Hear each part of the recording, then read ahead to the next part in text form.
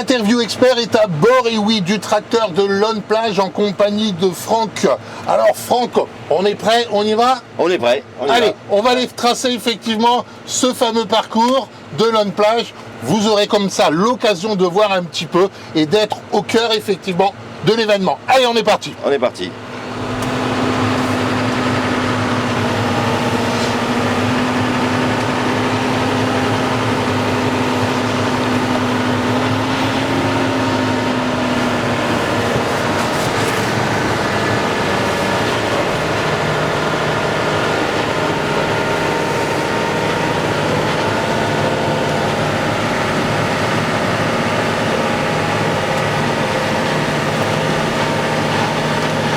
Franck, il faut avouer que d'être sur ce tracteur régulièrement, pour vous, c'est un vrai plaisir.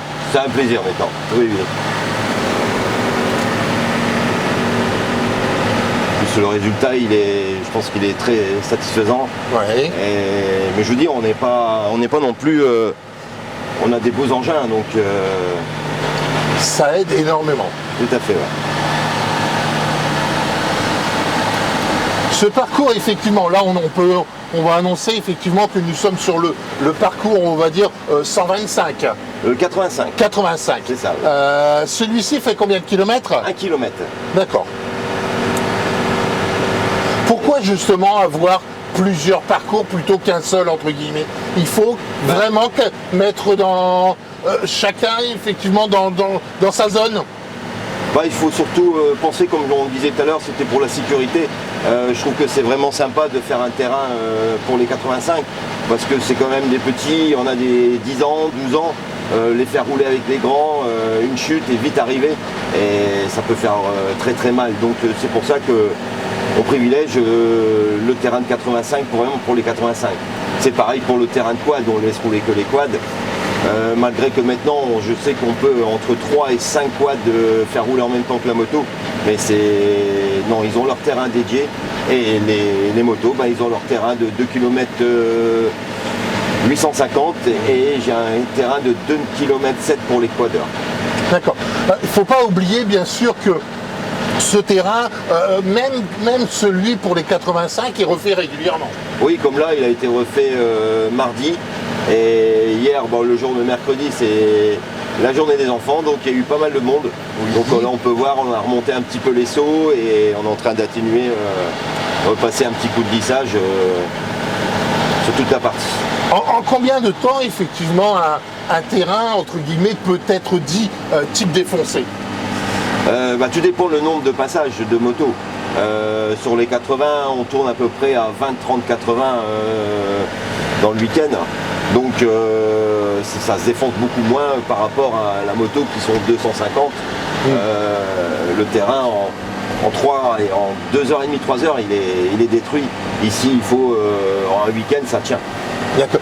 Bon, ne pas oublier qu'on pourrait pas penser effectivement que pour ce type de moto, c'est pas automatiquement utile, parce qu'il n'y a pas tant de motos 85 que ça. Avoir un parcours vraiment atypique pour ce type de moto, c'est quand même quelque chose de particulier qui est rarement dans la région, même dans la partie nord de Paris. Oui, enfin moi, ma jeunesse, quand je roulais pour le Touquet et tout ça, nous on avait un bulle tous les 1 mois et demi, 2 mois. Donc nous les trous, c'est peut-être ça aussi qui nous a fait notre force. Ouais. Mais à savoir que, comme je dis, il y a beaucoup de passionnés, pas forcément des gens qui font des compétitions.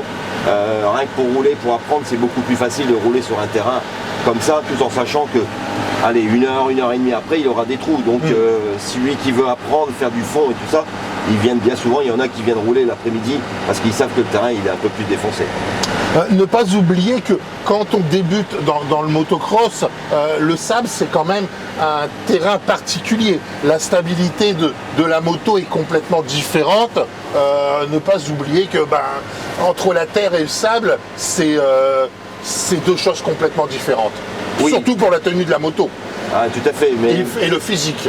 Nous, je pense qu'à l'origine, c'est Thierry Sabine qui avait fait le Touquet dans les années 73 ou 74. Et Et du coup, nous, sur Dunkerque, on a toujours eu notre terrain d'entraînement, ça va faire depuis ces années-là. Donc on a vraiment un parcours sur Dunkerque et on remercie quand même tous les élus, tout ça, qui nous ont contribué à pouvoir réaliser ce terrain-là aussi.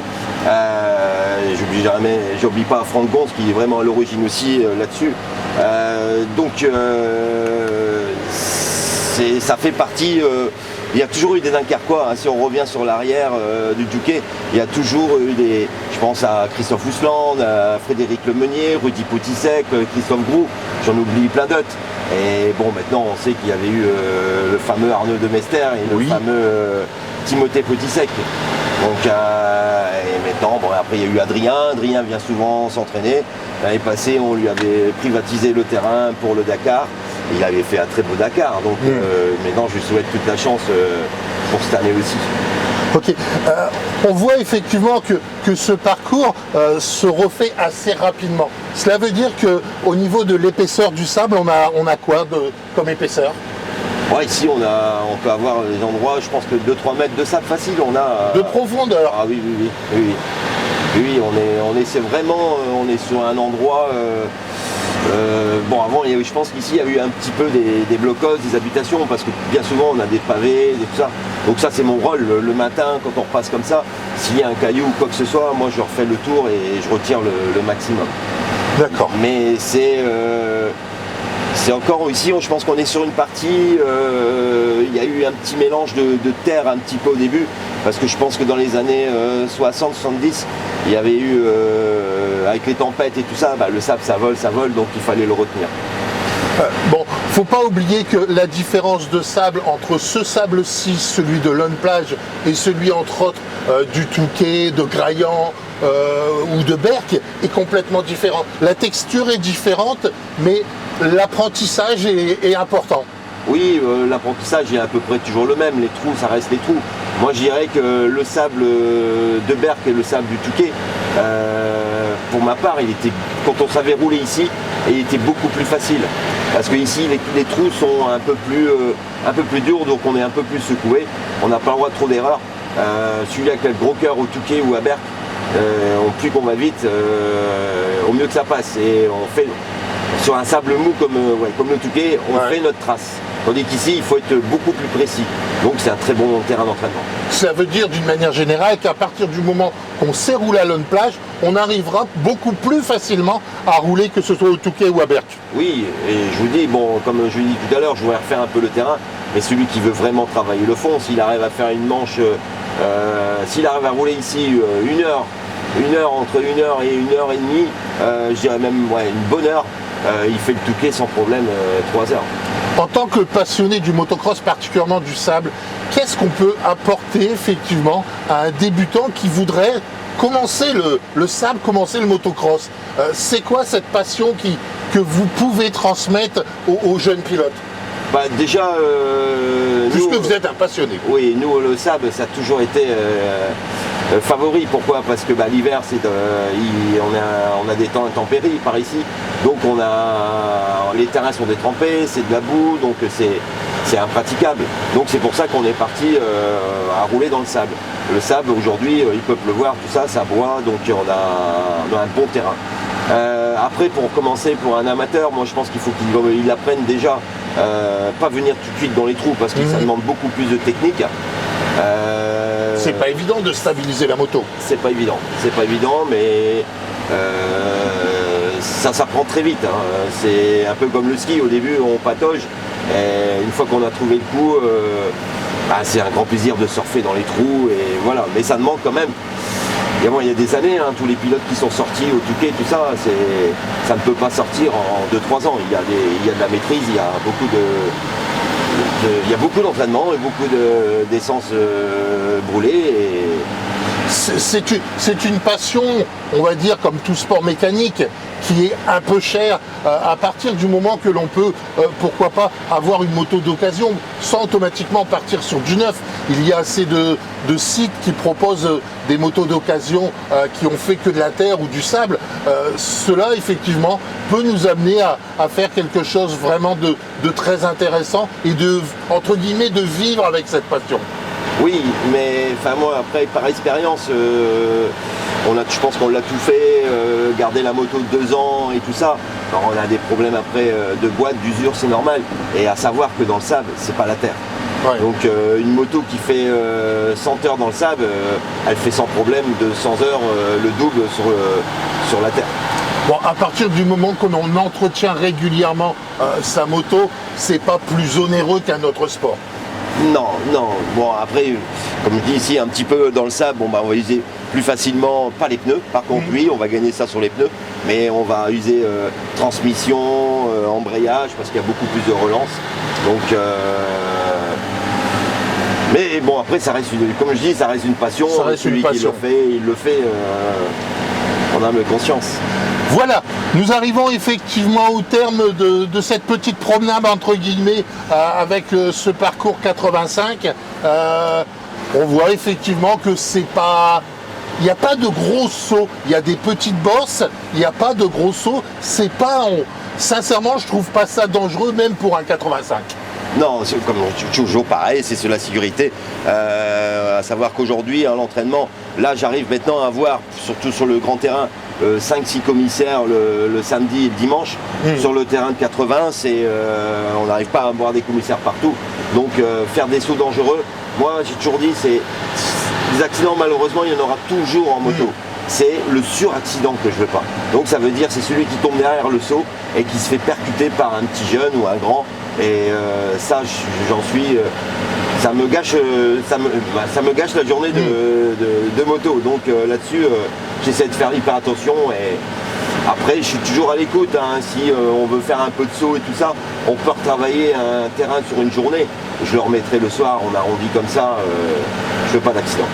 Ok, la priorité pour vous, Franck, j'ai bien compris, c'est que ce soit, quel que soit le parcours, que ce soit le 85, le grand terrain ou le quad, votre priorité depuis, ça a toujours été la sécurité. Voilà, c'est ce que je vous dis. On avait vu ça avec Franck Gons et je pense qu'avec tout ça, tout ce qui se passe en ce moment, je pense que ça doit être un sport pour la sécurité. Il y avait plein de choses à faire et a priori on est dans le bon pour l'instant. Là je suis vraiment satisfait depuis les 3 mois et demi qu'on a passé. On a eu une intervention avec les pompiers, donc ça arrive. Ça arrive, malheureusement c'est le sport qui demande, qui est comme ça. Mais on n'a pas eu de suraccident, donc mais je croise les doigts, ça peut toujours arriver. Malheureusement, il y a eu un Martens qui a malheureusement, j'avais un commissaire aussi sur le saut, arrivé à 13h et à 13h05, malheureusement il y a un petit gars qui a fait une chute derrière et il s'est fait mal au doigt. Donc ça me désole, mais bon, c'est pas évident. Franck, on va peut-être pas oublier les spectateurs, parce que venir bien sûr à Lone Plage, on peut venir voir que ce soit le week-end en semaine, surtout le samedi dimanche. C'est un parcours qui donne envie effectivement de voir les pilotes et puis de discuter avec, que ce soit des amateurs ou des professionnels. Cela vous donnerait pourquoi pas l'envie de dire venez voir effectivement ce que c'est que le motocross dans un premier temps, venez voir ce que c'est que le motocross sur sable également, et puis le cas échéant, si vous aimeriez pourquoi pas devenir intéressé, pourquoi pas pour être avec le drapeau jaune, vous seriez prêt à accepter d'autres personnes, oui, des commissaires? Bon, avec le commissaire bien sûr, mais là il faut toujours la sécurité. Ouais. Après il y a la sécurité aussi du commissaire. Oui. Il est obligatoirement d'avoir une licence. Ouais. Donc on ne peut pas mettre non plus n'importe qui. Mais à savoir que le terrain, c'est sûr que là il est gratuit à tout le monde. Peut venir voir. Tout le monde peut venir voir. Il y a des zones qu'on peut voir derrière dédiées pour le public. Ça a changé ça de ce côté-là. Ah oui, là c'est aussi, c'était une volonté aussi de la dernière homologation, donc je suis très à cheval aussi là-dessus. Il y a un peu de tension des fois avec des pilotes parce qu'avant ils faisaient un peu n'importe quoi, ça roule avec le public. Là maintenant faut pas que je prends quelqu'un rouler avec le public. C'est à moins qu'il a cassé sa moto, qu'il pousse sa moto, il n'y a pas de souci. Mais je ne veux plus de moto avec le public parce que ça, c'est trop dangereux. C'est trop dangereux. Et mais aujourd'hui, c'est un des seuls sports encore que on peut côtoyer. Vous voyez Milko qui vient 3-4 fois par semaine. Il est très abordable, tout public peut aller le voir, faire une photo avec lui, une petite dédicace. Je pense que c'est vraiment un sport, y a pas on n'est pas bloqué, on est mélangé, c'est familial. C'est ce que je voudrais. L'avantage de les voir ici, c'est que tels que Milko ou autres, ils sont dans un état d'esprit d'entraînement et non pas de compétition. Donc ils sont beaucoup plus accessibles et je dirais ça les dérangera, je pense, moins de pouvoir signer des autographes, de discuter, pourquoi pas, avec, parce qu'on a la possibilité, ce sont des personnes très accessibles, on a la possibilité de discuter un peu de leur passion. Oui, tout à fait, non, ils sont très abordables. Même je pense que Milko, il est très professionnel là-dessus et les autres aussi. Ils sont, c'est sûr que 10 minutes avant la manche, on va pas les embêter sur une course. Mais il faut pas croire, même à l'entraînement, ils sont très professionnels. Ils ont des mécanos, il y a des panneauteurs, qui font la mécanique en même temps. Donc ils ont un programme. Moi je les vois. C'est même beau à voir parce qu'ils ont leur vélo d'appartement, on les voit s'échauffer, on les voit récupérer après. C'est un peu, je ne vais pas dire comme le Tour de France, mais c'est un peu et avec il n'y a pas de barrière entre nous là. Tout le monde peut discuter avec tout le monde. Merci beaucoup, Monsieur Franck Duflot. Donc, vous êtes le président de cette association, de ce club qui se nomme, je me rappelle jamais le nom. C'est l'ADASM. L'ADASM. Donc, c'est activité, développement. J'ai un trou de mémoire aussi. Motocross, motocycle. Voilà, ok. Ouais. Sur le circuit Bernard Gouvard. Bernard Gouvard. Donc ça, c'était à l'origine, c'était Bernard Gouvard qui nous avait trouvé ce terrain-là. Et je suis content qu'on l'appelle toujours ce nom-là et ça perdurera. Donc, et je tiens à remercier aussi parce que moi tout seul aujourd'hui, je serais incapable de rendre un terrain comme ça. J'ai une nouvelle équipe et qu'ils ont appris très très vite et ils sont dans la même logique. On est là pour faire plaisir, pour faire avancer les choses. Et je pense que tout le monde le ressent. Et comme je dis à tout le monde, moi je suis vraiment heureux. L'instant est là, l'instant après, le terrain continuera et il y aura un autre président et il y aura toujours une chose à rapporter, faire autre chose et ça continuera. En attendant, vous êtes toujours donc le président de cette association et puis bon, on voit vraiment que vous œuvrez effectivement beaucoup pour les pilotes et pour ce terrain à Lone Plage. Le seul petit truc que je me permettrais de vous demander, est-ce qu'il ne serait pas possible, venant entre guillemets de l'autoroute, d'avoir un certain panneautage? Parce que nous sommes quand même dans une zone, je ne vais pas dire industrielle, mais un peu écartée. Et que venant de l'autoroute, il vous suffit tout simplement de suivre les cars ferry et après on y accède rapidement, mais un petit panneautage serait pas mal. Oui, ça a été fait avant et ils ont remanié en fin de compte toutes les nouvelles routes comme vous pouvez voir, avec le port et on avait un panneau qui était retiré et justement c'était ma question que j'ai eue il y a 2 jours avec Serge Armand, notre trésorier. Parce que lui, je sais que lui, il est déjà à l'origine depuis 2002 sur le terrain, donc il ne faut pas l'oublier non plus, le travail qu'il fait. On a justement un grand panneau qu'on va remettre, qui a été retiré parce qu'on avait fait des travaux de clôture. On va remettre à l'entrée parce que même pour les livraisons, tout ça, il y en a qui ne trouvent pas le terrain. Pourtant, nous on le connaît, donc c'est facile. Donc je peux comprendre. Ça sera ma prochaine question. Je vais voir ça avec la mairie et le port pour essayer de faire un fléchage en panneau réglementé. Merci Franck, merci de ce petit tour effectivement assez particulier. Je pense que jusqu'à présent il n'y avait pas eu. Maintenant on a comblé cette petite lacune. Et puis merci pour ce que vous faites particulièrement pour les pilotes et pour le motocross. Merci Franck. Merci, à bientôt.